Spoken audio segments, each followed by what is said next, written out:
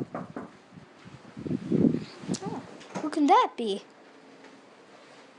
Hey, Elliot. I'm Luke Hi. from Sick of It All. How you doing? Good, I how heard are you had some you? questions for me. How are you? I did. Here, I got you. For your little Thank care you so package, much. too. Oh my gosh. Thank you so much. No problem. So what do you got for me today? A lot of questions. All right, let's get to it. Let's do this.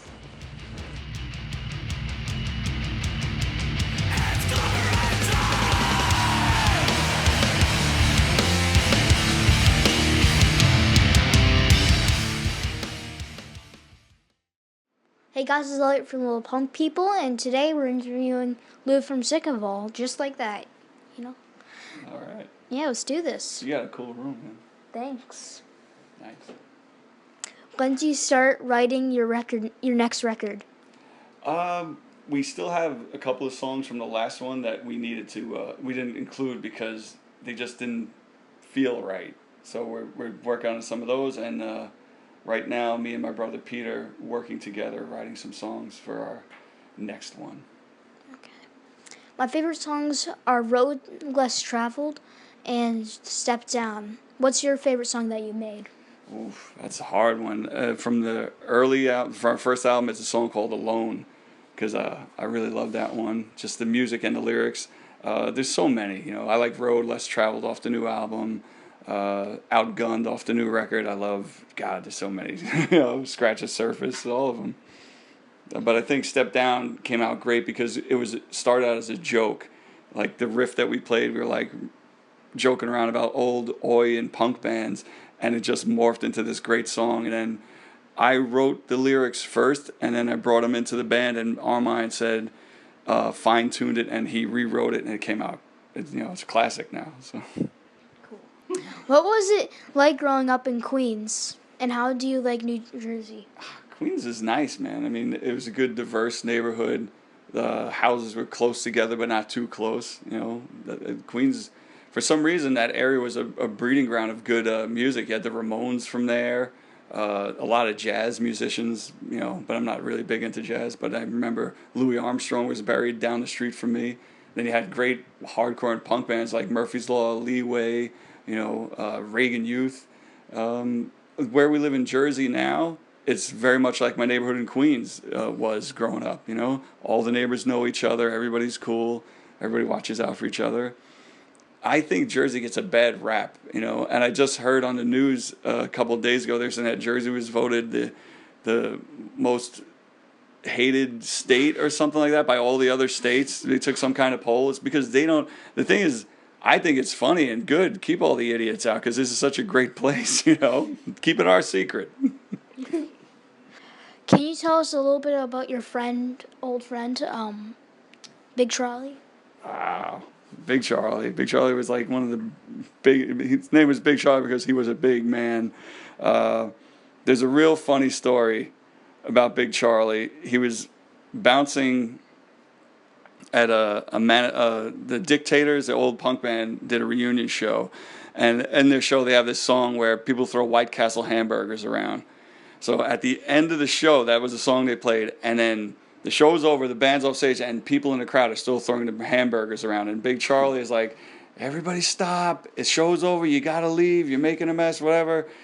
And I don't know how it started, but somebody threw one in his face, and he's a very calm guy. He said, "That's it. Everybody out of the building." This is at Irving Plaza, I believe. And he starts pushing the crowd out, like 10 people at once, and somebody hits him in the face. So Charlie turns around and bang, knocked one guy out. And then he sees him hit that guy, so they attack him. He knocked out, I think the count was, the story goes 17 to 23 people. So he was taken to court, sued by all these people, and he's in the courtroom, and the judge goes, "So you're telling me this guy knocked out all of you people, and you're suing him?" And they're like, "Yeah." So he rules, he goes, "Nobody gets any money. You're not allowed to bounce in New York City for a year." And I just thought it was hilarious how he knocked out 23 people or whatever it was, and they all sued him, and he got away with it. But he was a sweetheart of a guy. He was always looking out for everybody at the shows. I remember when Broken Bones, English hardcore band, played, and the guys from Metallica were in the crowd, and Big Charlie and I think it was Billy Milano from SOD. They go, "We have to show Metallica how crazy CBs can be," and they made a 3-man human. I guess you call it totem pole, and when the show started, the place just went crazy. It was just a lot of fun. It was scary. When he got in the pit, he was the only man in the pit because he would just spread the whole place out. Well, I heard that your 30th anniversary is coming up. What are you Yeah. going to do for that? Oof. We've been trying to figure out a good package tour, like talking to other bands, not necessarily just in the same genre, like we're trying to reach out to other bands that might cross over with our crowds because we want to have a fun tour. But like I said before, we're writing some new material. We're thinking on an EP, but we want to make it special where it might be like a photo book we're thinking of. Like you get a 10-inch, but it's actually a book and it has like a photographic history of the band, depending on how much we want to embarrass ourselves, We had some weird haircuts in the 90s, dude. It was not, and clothes. It was not too cool. But, we'll see. And like I said, other than that, we're working on a bunch of tours and talking to some of our favorite bands. I don't want to name names because I don't want, if it doesn't come through or anything, but hopefully if it does, I'll let you know. Okay. What's going on with the Warriors show coming up? Well, they're having they're going to show the Warriors movies from the 70s with almost the whole original cast. One, I forget who had it. Somebody had to drop out because they were filming a movie, but they're going to show the movie outdoors in Coney Island. But before the movie, they're having us play. The reason is the guy who put it all together is a huge Sick of It All fan, and he wanted an iconic New York band to play with this movie that's an iconic New York movie. And we're very honored to do it. So it's going to be a lot of fun. We went to in Atlantic City. They had a reunion of all the cast, and the cast is really supportive that we were there, and they're looking forward to having us play. So I think it's going to be fun. It's going to shock some of the older Warrior fans, I think, but a lot of our friends are coming. A lot of our fans have bought tickets already because they love the movie and they love us. So it's going to be a good time. And it's outdoors at Coney Island, so it's going to be great. City Gardens or CBGBs? Well, for me, it was CBGB. City Gardens, we had great shows at. I think every time we played there, it was always an amazing show. But CBGB's was where I hung out and where I kind of grew up in the hardcore scene. I saw, amazing bands there.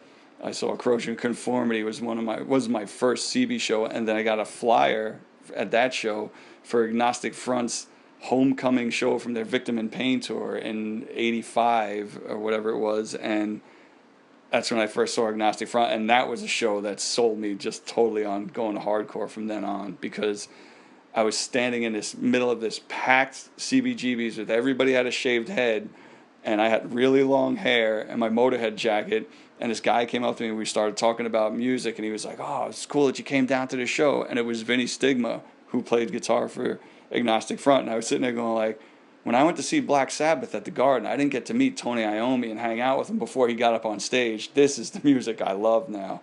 And, they got up on stage and played one of the most amazing sets you ever saw. Mosh pits or mashed potatoes? I still like mosh pits, but I like to stand and watch them from a distance now. Mashed potatoes are good if you have enough garlic in them. It's always got to be garlic mashed potatoes. Regular ones, yeah. I'm a potato head, so it's sort of like a tie. Yeah. Do you like baked potatoes or mashed potatoes more? Mashed potatoes. You know what? I go French fries over any of them. Who is cooler, you or your brother? Oh, that's a hard one. He's got the cool haircut and he's got the image, but I got a nice head of hair. I don't know. I think I dress better on stage, but he jumps higher, so I'll give it to him. He can jump and play guitar. It's funny. Who was the guys from Rancid called him the Angus Young of hardcore. It's funny. Lex Luthor or Donald Trump? Oh, well, it depends on what you want. Lex for villains. Donald Trump's pretty bad, but I like Lex Luthor. His haircut's better. Clobbering time or pizza time? Wow, you guys got tough questions now. These are the hard ones. How do you choose between, clobbering time or pizza? Can we combine it? Yeah. We'll do the pizza maker during clobbering time. Yeah. It'd be good. Yeah. Hardcore or heavy metal? Oof. See, I grew up, started out as a metalhead and got into more and more extreme metal, which back then was like, I remember a friend came back from Scotland. He was a Scottish kid, and he lived in my neighborhood, and he came back from Scotland with 2 albums. He had Iron Maiden's first album and Def Leppard's first album, and we loved it. And he had a Motorhead patch, and we'd never heard of this stuff. And so the next day, we went to this little import record store, and they had the Motorhead, and it was from then on, it was like Motorhead, and then Motorhead led to Venom, and then we got into Discharge, and then Hellhammer, and it just progressed like that in bands like the Plasmatics and all that. So I can't choose one or the other. To me, it blends all together. And people find it weird that I can listen to Gorilla Biscuits or Comeback Kid and then listen to Dragon Force or, Merciful Fate or, but I like to mix it all together. Is there anything you'd like to add? Just that, you got to have an open mind. And I mean, I think you're doing it right.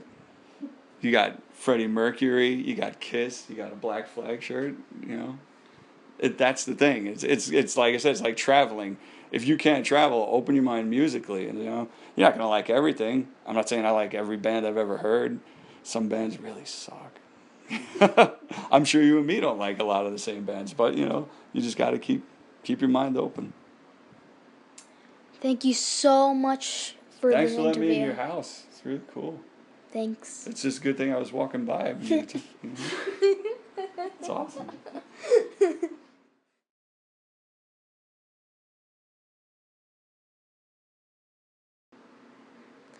What do you like best about being a successful hardcore singer?